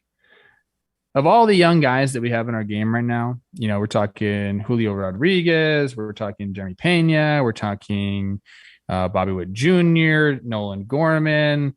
I'm most confident when I watch Bobby Witt Jr. that he's just going to be like a guy. Like, all of his actions are incredible. Like, he runs, like he just has like everything that you'd want. And coming from like a baseball standpoint, is this stupid to say? I hate saying this. Okay. He passes the eye test. Like, you watch that dude and you're like, holy crap. Dude, like, that guy's gonna be really good. Isn't nothing. It's something. Yeah. You know, yeah. Like Weber. Well, to some people, if they told me like, oh, he passes my eye test, I was like, well, I don't care what you say. I agree That with sounds that. a little conceited, but I've been around the game for a long time. But the eye test can mean something, I guess, when you are talking to a person that's been on the game for a long time or watched a lot of baseball. He passes it. I value your eye test. Yeah. 22 years old, June 14th, 2000, this guy was born. I remember where I was on Y2K, so that's fun. I just love watching him play all facets of the game. And like I said, there's just no one who I'm more certain is going to be a superstar than Bobby Witt Jr. He lights up everything. Like you said, third hardest throw this year. He's one of the fastest players. He's got 10 homers now.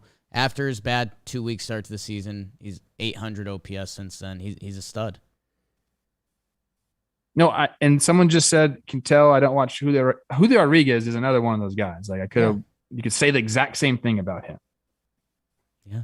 I think things are like a little more tightened up with Bobby Witt. How dare you compliment one guy? Yeah.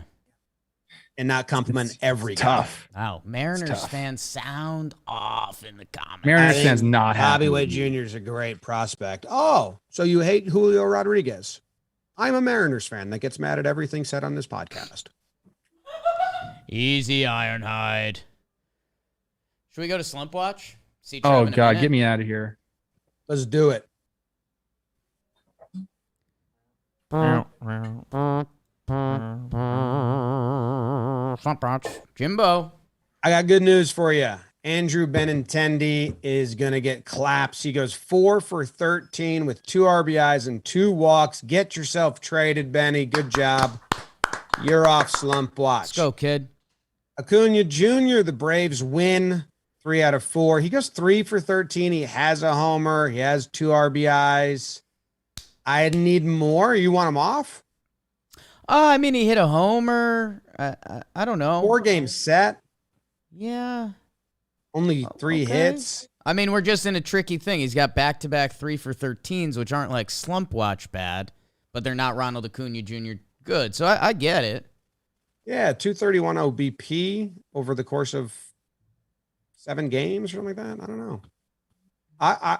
There's a lot bigger slumps. I guess that's the debate. But I want him off. I want him to get going. Right.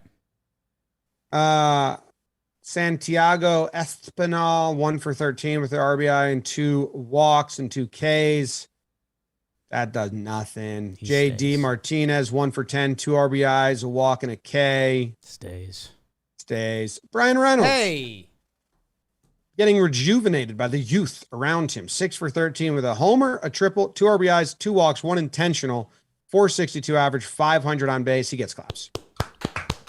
We love teammates for Brian. Love that. All right. So we have 3 potential. We can take Acuna off. I don't think it's a clapping job if he gets off for his skill, but we have some potential ads. Wilson Contreras, that's interesting because we want him to get traded. Yeah. He goes 0 for 15 with 2 walks hit by pitch. Harrison Bader, 0 for 12 with 7 Ks against the Brew Crew in 4 games. Did he play all 4? It didn't look like it. It looks like he probably played 3. 3. Stanton 0 for 10 with 3 walks. A little tough there knowing he hit a 3-run homer yesterday. That doesn't count towards this. So kind of already got kind of like off. it though. Yeah. Castellanos 0 for 8 with 2 Ks.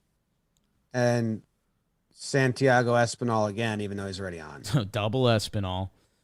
Yes, I mean, I was a Contreras Stanton guy, but I think we're counting Stanton as an illegal vote now. Yeah, just Feels like funny stats. But we try to get guys off Slump Watch, so that's kind of the, Yeah. My vote's Contreras. You get the other vote.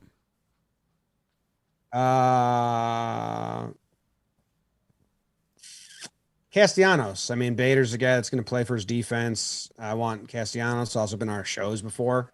Nice to us and been on Rosie's show a lot. So I'm going to go Castellanos. Love it. They need to hit. I mean, he's not out there for his defense. You're right. Oh, I'm going him. There we go.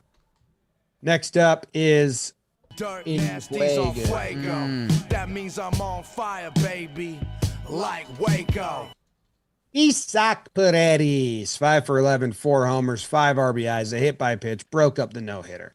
Freddie Freeman and the Dodgers. All the Dodgers probably can be on this list. He goes 7 for 13 with 2 homers, a triple, a double, 10 RBIs, a walk, and a hit by pitch. Did he get a sac fly? Because if not, that's bullshit. Fill up every column, Freddie. Javi Baez. That's good news. Oh, wow. Trev not back? No, he's not back. Okay. Javi Baez. Good news. 7 for 12 with 2 homers, a triple, and 2 doubles. Good for Javi. Like, that's huge. huge. Get going. Get going. Shohei Ohtani, you heard about him. 5 for 9 with 2 homers. Yordan Alvarez. 3 for 7 with 3 homers. Trev's back just in time to hear about Andrew Vaughn. 8 for 14 with a homer and 2 doubles. Oh, we got the second page. Brandon Rogers, 6 for 13. 3 doubles and 3 RBIs. And Austin Hayes, 4 for 8. Mr. Cycle. Bicycle. So that means he also went 0 for 4. So I don't really know if Hayes deserves to be on this list. Strike that, reverse it. One good game. Congrats, though. Just not in Fuego. Yeah. All right.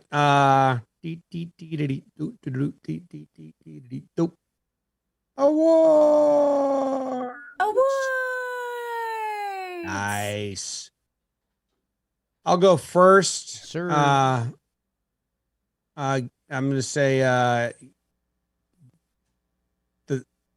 get me out of this place.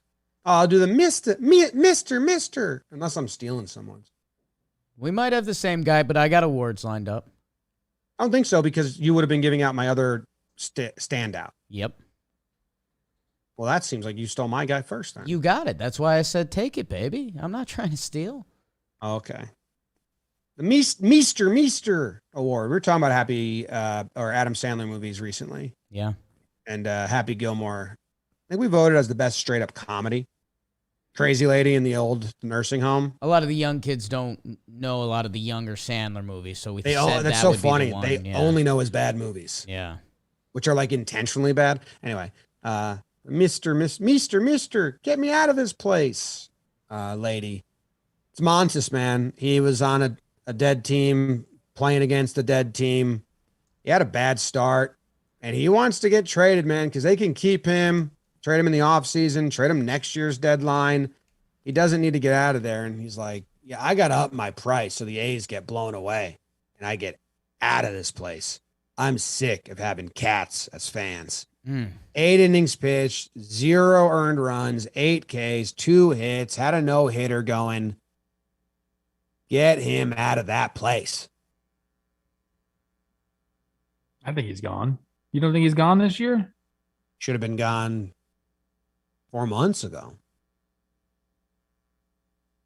Everyone talks about the same people getting traded. Like, there's really only there's marquee names out there: Luis Castillo, Frankie Montas, Martin Perez. I guess you could add into that. So everybody wants these guys. Only one team can get them. I mean, I'm very curious to see how it goes.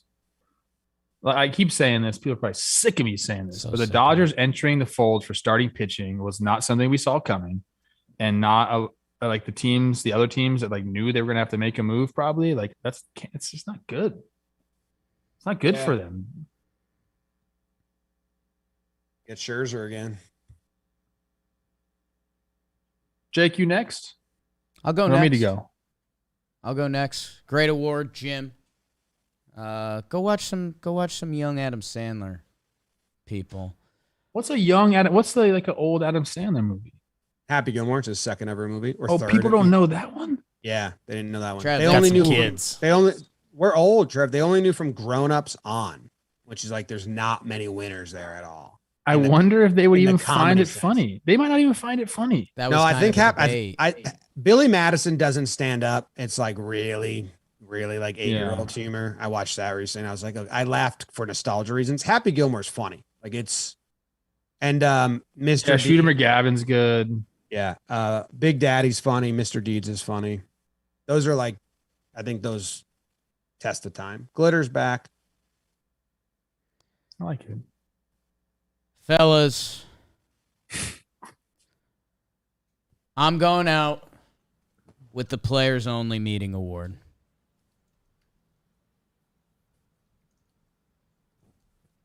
And we're heading out of the country. Wow. I'm calling out the Blue Jays. Toronto. They're playing 500 ball in the month of June. Vladdy's turned it back on. The performance they're getting from Alejandro Kirk this year. What Espinal has been until his recent slump. Toronto Blue Jays, you're about to be caught by the Boston Red Sox. Like, it's time, man. You guys talk the talk big time this preseason. You know, you were talking about how the show's just starting. Get your popcorn ready. A little TO shout out. Hey, Blue Jays, let's go. Like, you guys are all young. You don't get to do a little dog days of summer or anything like that. Like, you got to go. The Yankees have how many game lead? Yankees have a 12.5er on the Jays. Just like Joey Gallo. I thought it was your division. So I'm calling out the Jays. Maybe I'm clickbait. Maybe I'm involving into Kevin Millar before our own eyes. But Jays, like, let's go, dude. Because the Red Sox are going to catch you after an atrocious start, and their roster is not a roster that should be a half game behind you. And not only that, I think they're about to pass you. So, Blue Jays, now's the time. You have basically the same run differential as the Twins. I don't know, man. I don't know.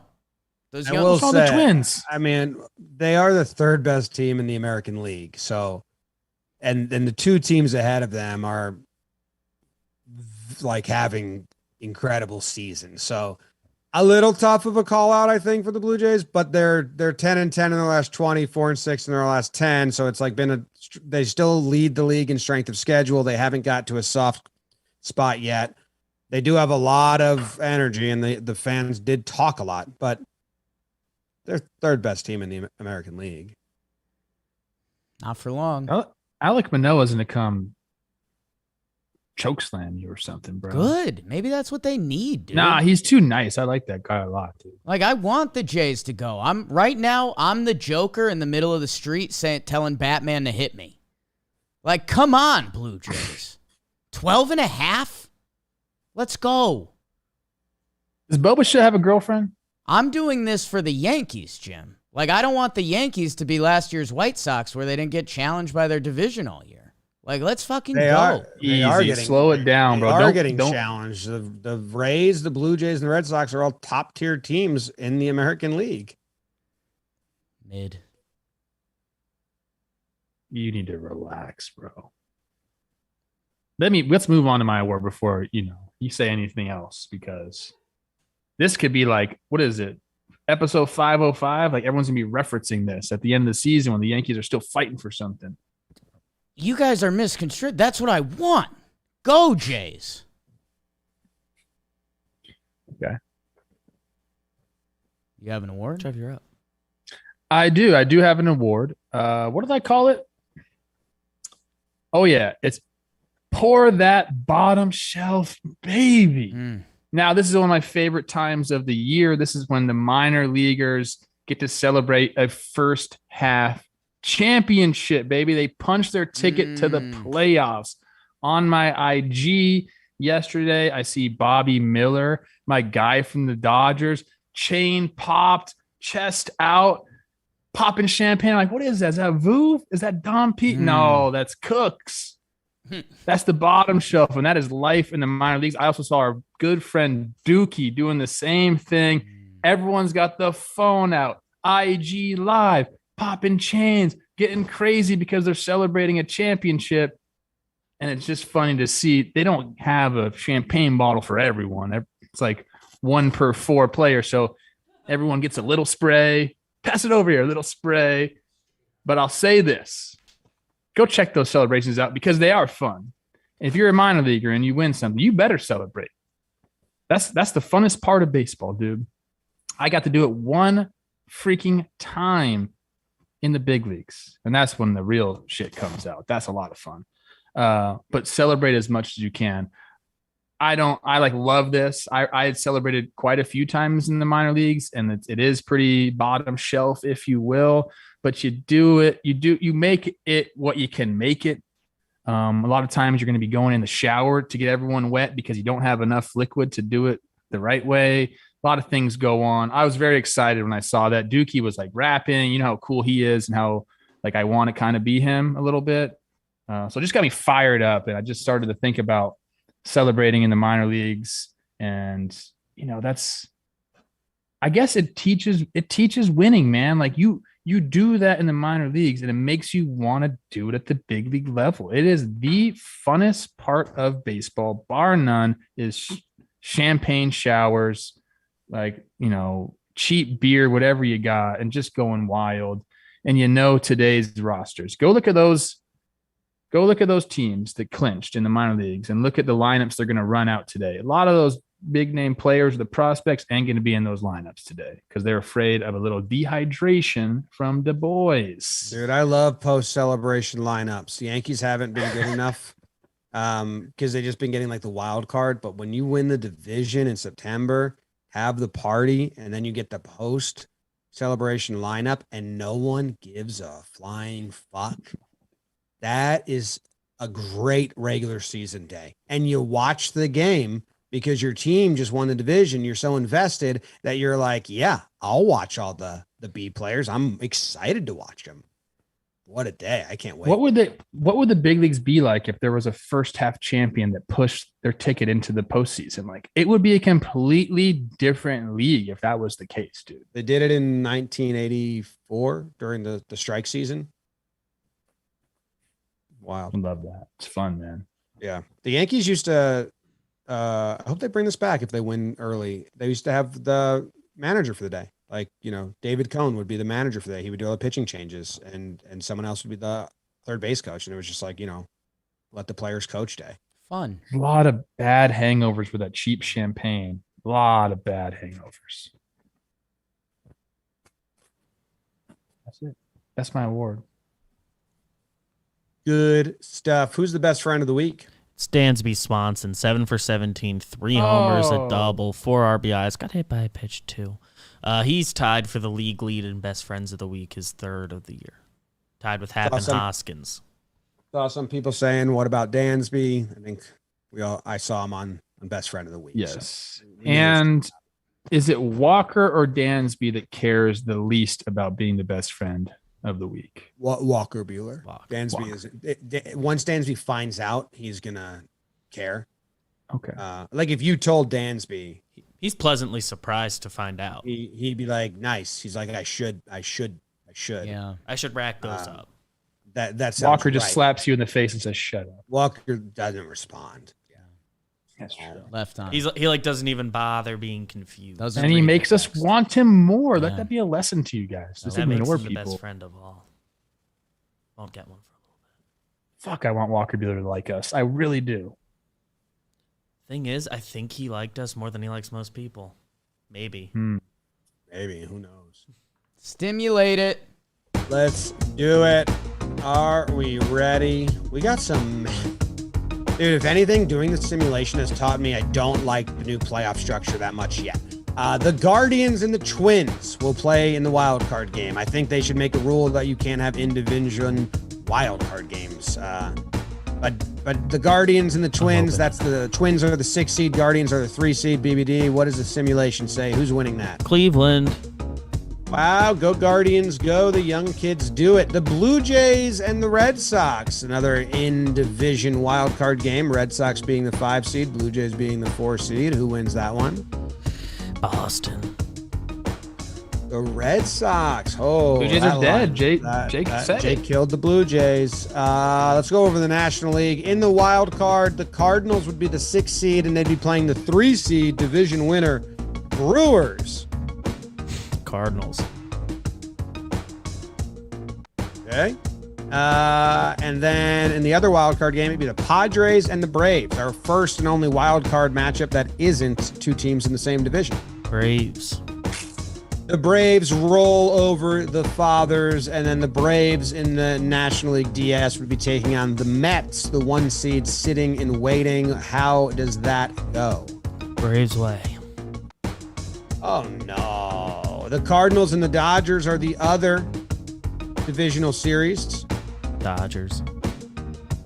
And the Dodgers advance over there. Damn. Okay, let's go to the American League. Guardians and Astros. Cleveland and Houston in the Astros. divisional series. Astros win that. And the Yankees and the Red Sox in the divisional series. The Yankees. Yeah. Wow, that adds up. The Yankees and the Astros. Which team is going to go to the World Series? The Yankees. Thank you. Good simulation. I like it. Dodgers and the Braves. The Braves. Wow. Little 1990s remix. Yankees Braves World Series. And the winner is. The Braves. Oh! God damn it. Oh my God. They won it again. I think that's the Braves' first win in the simulator. So congrats to them. Good job. It's the weekend, baby. Find it, Jays. Jake Sox.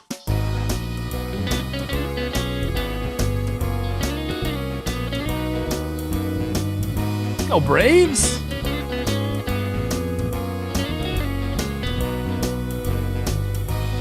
I should never have to pay for a beer in Atlanta ever again. Am I right about that? You'd have my support there. Rot.